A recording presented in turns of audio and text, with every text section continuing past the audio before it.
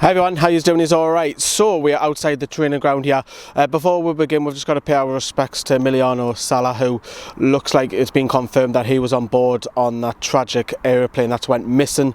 He was coming back, he was saying goodbye to everybody in Nantes. He got on a private jet owned by the Cardiff owner, came over and it sadly disappeared, and it is expected that he is pronounced dead very shortly. So all the thoughts to his friends, families, supporters as well. We had Chris up from the weekend when we were playing Cardiff as well, and he was looking forward to getting some goals from the strike. I mean, sometimes you just got to pay your respect for that as well. Now, just coming off topic then, as you know, this video is sponsored by the One Football app. It's a great app. I actually found out the news on it this morning about that as well. So it's really tragic news, but there's also other news about stats, transfers, football tables, you name it as well. Right, so we're going to crack on with it. And we're going to be talking about Watford today. So Watford are currently sitting 7th. You know, we've got them in the FA Cup this weekend. They're sitting 7th in the Premier League.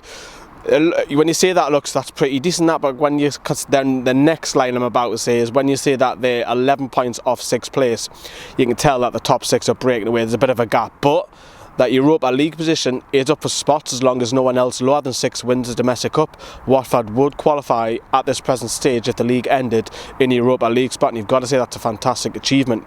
Now their form, let's bring it on screen, their form we always do the last 6 fixtures, and funny enough, Newcastle are in this. So, a disappointing 0-0 draw against Burnley, but great away win to Palace. You would expect them to beat Woking in the FA Cup, let's not kid ourselves. They're meant to win that game. An entertaining 3-3 draw away down at the Dean Court, well I call it Dean Court, down in Bournemouth 3-3. I think that was the game where it was 6 goals, really, really quick.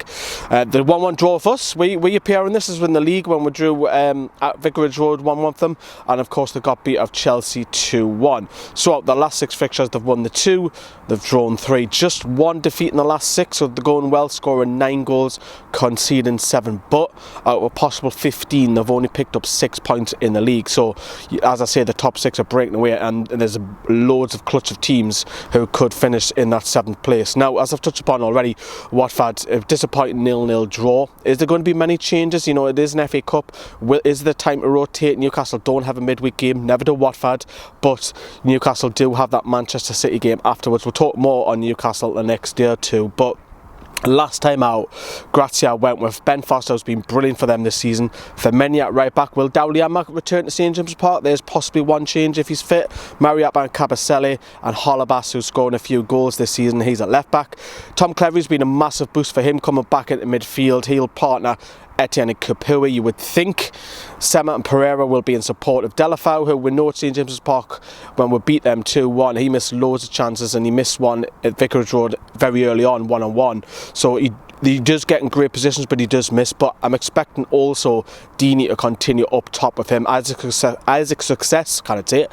He started at Vicarage Road, but I'm expecting Deeney to come in that lineup and trying, to be a bit of a handful. Now, we know about Pereira. I thought we dealt with him superbly in the away fixture recently, and I think we kept Delafau except from that first chance of the 10-15 minutes at Vicarage Road in that 1-1 draw. I thought we handled them both pretty well, but we know that their star, what I call it, their star man Abdullah Doucouré missed it because of injury reasons. There is rumours around that, he could be wanting a way to go to Paris, but even if I think he's fit, I still think it'll be Cleverley and Kapua in midfield. Cleverley scored a great goal a couple of games back as well.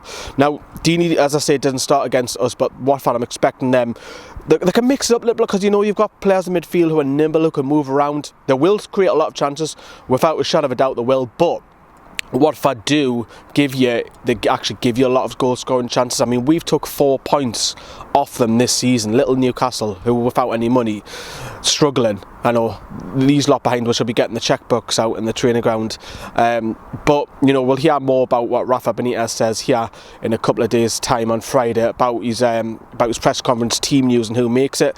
But I think for me, I'm just happy that we don't have to worry about any league fixtures, looking at results. We can actually go into this weekend, and I'm sure Watford will probably be the same. They can go in and just enjoy this weekend and take the focus off the league for a few days. So let us know what you think of Watford, the scoreline, predictions. Thanks to everybody in the live chat as well. See you later. Goodbye.